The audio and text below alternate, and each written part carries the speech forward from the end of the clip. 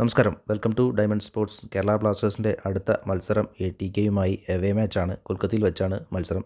Blasters ആണെങ്കിൽ നിലവിൽ നല്ല തുടർ തോൽവികളിൽ സ്ട്രഗിൾ ചെയ്തുകൊണ്ടിരിക്കുകയാണ്.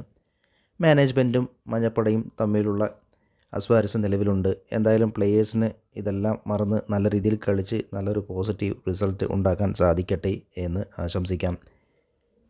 KBFCയുടെ ഭാഗത്തുനിന്ന് മിഡും അറ്റാക്കും കുഴപ്പമില്ലാതെ ഇതുവരെ കളിച്ചിട്ടുണ്ട്. ഡിഫൻസിലാണ് പ്രശ്നം. ATK പോലുള്ള ശക്തമായ ടീമിനെതിരെ ഡിഫൻസിൽ ലാഗ് വരുത്താതെ, മിസ്റ്റേക്ക് വരുത്താതെ നല്ല പ്ലാനിങ്ങോടുകൂടി തന്നെ ഡിഫൻസ് കൈകാര്യം ചെയ്താൽ മാത്രമേ നമുക്ക് ഒരു സമനിലയ്ക്കെങ്കിലും സാധ്യതയുള്ളൂ. എന്തായാലും കേരള ബ്ലാസ്റ്റേഴ്സിന് അത് ഈ മത്സരത്തിലെങ്കിലും കോച്ചിന് പ്ലേയേഴ്സിനും അതിന് സാധിക്കട്ടെ എന്ന് ആശംസിക്കാം. ATKയുടെ ഭാഗത്തു നിന്ന് വന്നാൽ വിശാൽ കെയ്ത്ത് പോസ്റ്റിന് കീഴിൽ നല്ല ഫോമിലാണ്. അവരുടെ സെൻറ്റർ ബാക്കായി ആൽബർട്ടും ആൽഡ്രഡും രണ്ടുപേരും മിക്കവാറും ഉണ്ടാവാനാണ് സാധ്യത. കൂടാതെ രണ്ട് വിങ് ബാക്സും ആശീഷ് റായും സുഭാഷിഷ് ബോസും ശക്തരാണ്. അതിനാൽ അവരുടെ ഡിഫൻസ് വളരെ ശക്തമാണ്. കേരള ബ്ലാസ്റ്റേഴ്സിൻ്റെ സ്ട്രൈക്കിങ്ങും മോശമല്ല, അത്യാവശ്യം നല്ല രീതിയിൽ തന്നെ ഗോൾ അടിക്കുന്നുമുണ്ട്. അതുകൊണ്ട് കേരള ബ്ലാസ്റ്റേഴ്സ് എന്തായാലും ഒരു ഗോൾ അടിക്കും. 1-2 ഗോൾ തീർച്ചയായും അടിക്കാൻ സാധിക്കും. അടുത്തതായി മിഡ്ഫീൽഡ് ഡോമിനേഷൻ്റെ കാര്യത്തിൽ എന്താവും? ATKയ്ക്കാണ് കൂടുതൽ സാധ്യത. നിലവിൽ വിപിൻ പരിക്കിലായത് കേരള ബ്ലാസ്റ്റേഴ്സിനെ നല്ല സ്ട്രഗിൾ തന്നെയാണ്. വിപിന് പകരം കോച്ച് എന്ത് പ്ലാനാണ്, ആരെയാണ് ഇറക്കുക എന്ന് കണ്ട് തന്നെ അറിയണം. എന്തായാലും ഡിഫൻസിൽ ലാഗ് വരാതിരിക്കണമെങ്കിൽ ഡ്രിൻസിച്ചും ഡിഫൻസീവ് മിഡായി കോയഫും ഉണ്ടായാൽ കുറച്ചുകൂടി നന്നായിരിക്കും. അവരുടെ അറ്റാക്ക് എന്നാൽ മാത്രമേ ഒരു പരിധിവരെ ചെറുക്കാനും സാധിക്കുകയുള്ളൂ. എന്തായാലും എന്ത് തന്നെ പ്ലാൻ ചെയ്താലും അവർ 1-2 ഗോൾ അടിക്കാനും സാധ്യതയുണ്ട്.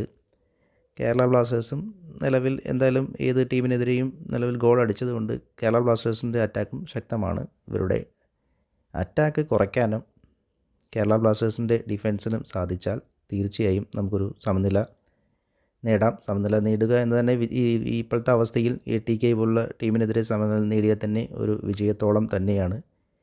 തിരിച്ചു വരവിനുള്ള നല്ല ഒരു പോസിറ്റീവ് എനർജി ടീമിന് കിട്ടും. എന്തായാലും അത് സാധിക്കട്ടെ. തോൽവി തീർച്ചയായും ഇല്ലാതെ കേരള ബ്ലാസ്റ്റേഴ്സ് നല്ല രീതിയിൽ കളിക്കാൻ സാധിക്കട്ടെ എന്ന് ആശംസിക്കാം. അവരുടെ സ്ട്രൈക്കറായി മക്ലറൻ ആയിരിക്കും. സെക്കൻഡ് സ്ട്രൈക്കർ ഓർ അറ്റാക്കിംഗ് മിഡായി പെറ്റഡോസ് ഉണ്ട്. അതിനാൽ അതും ശക്തമാണ്. പിന്നെ രണ്ട് റൈറ്റ് വിങ് ലെഫ്റ്റ് വിങ്ങും മൻവീറും ലിസ്റ്റനും ഉള്ളതുകൊണ്ട് അവരുടെ ഇന്ത്യൻ പ്ലേയേഴ്സും ക്വാളിറ്റി ഉള്ളവരാണ്.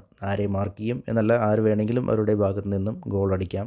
എല്ലാം നല്ല പ്ലേയേഴ്സ് തന്നെയാണ്.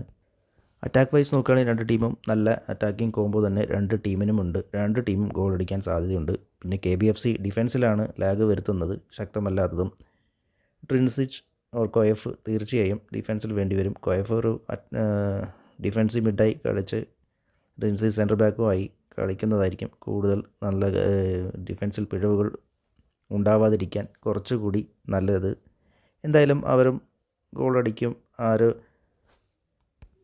എന്തായാലും കേരള ബ്ലാസ്റ്റേഴ്സിന് ഡിഫൻസിൽ ഒരു പിഴവും വരുത്താതെ നല്ല അഗ്രഷനോടുകൂടി മിഡും ഡിഫൻസും അറ്റാക്കും കളിച്ചാൽ മാത്രമേ ഒരു സമനിലയെങ്കിലും നേടാൻ സാധിക്കുകയുള്ളൂ. എന്തായാലും കേരള ബ്ലാസ്റ്റേഴ്സിന് നല്ലൊരു പോസിറ്റീവ് റിസൾട്ട് ഉണ്ടാവട്ടെ എന്ന് ആശംസിക്കാം. Thank you for watching.